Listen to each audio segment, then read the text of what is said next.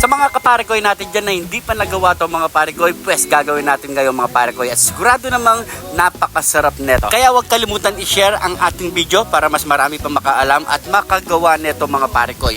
Napakasarap iulam at napakasarap sa pulutan. Kaya panoorin ang buong video paano natin to iniluto. Nyamanakin sakin! Aray ko! Pak!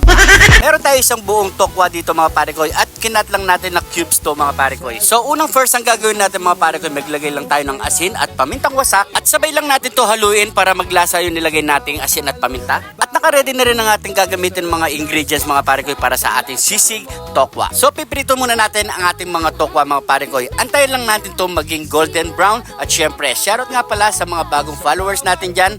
Maraming salamat po. Welcome po kayo dito sa Jun TV mga parekoy. At kung di ka pa naman naka-follow, mag-follow na para updated kayo sa mga bagong nating i-upload na videos. At sa mga kaparekoy nag-unfollow dyan, okay lang yan mga parekoy. Maraming salamat. Ang importante, naging bahagi kayo ng Jun TV. At habang nagpiprito na tayo, lagay na natin ang ating mayonnaise, maglagay na tayo ng oyster sauce at liquid seasoning na pangpalinamnam. Bigayin na natin ng kalamansi kahit isang piraso, okay na yan. Ilagay na ang siling green at kidlat ni Jun TV. At maglagay na tayo ng white pepper, sabay na halu-haluin yan para magnuot ang lasang nilagay natin. At kapag ganyan na, okay na yan mga parekoy. Matapos na natin maprito lahat ng ating mga tokwa, so mag-uumpisa na tayo mag-isa mga parekoy. So ang gagamitin natin ay margarine at hintayin lang natin to malusaw. Gusto ko lang i-shoutout ang ating mga OFW na bayani dyan mga parekoy. Sa mansulok na mundo, lagi po kayong mag-iingat. At syempre mga parekoy, kung napadaan ka sa parte ng video na to, paki-comment lang po kung saan umabot ang ating video para alam natin mga parekoy. Matapos natin ilagay ang ating mayonnaise, so magantay lang tayo mga 2 minutes mga parekoy. So pakuluin lang natin ng bahagya yan. At kapag ganyan na ang texture ng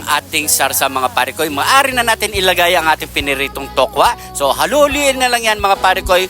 Nasa 2 minutes ulit mga parekoy, luto na yan. So ready to plating na tayo.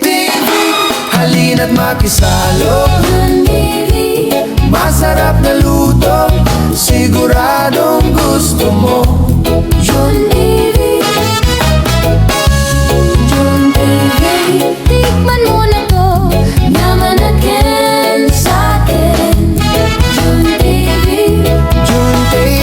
Heto na yung niluto nating crispy sisig tofu. Ayan mga parekoy, pwedeng pang ulam at pwedeng pulutan mga parekoy. Grabe. Tignan mo naman ang presentation. Lagyan muna natin yung kalamansi. Ayan no? Grabe. So syempre, thank you Lord sa masarap na pagkain. Try na natin. Ayan na. Hindi tayo magkakanin ha. Namnamin natin to. Kain po.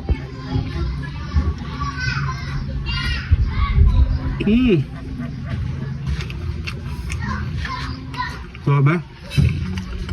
Yamanakin sakin.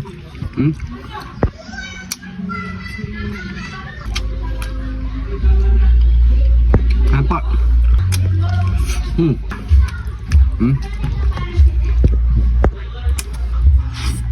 Naghahalo yung init at saka yung anghang niya mga pare ko. Solid, napakasarap. Try nyo na. Maraming salamat sa panonood.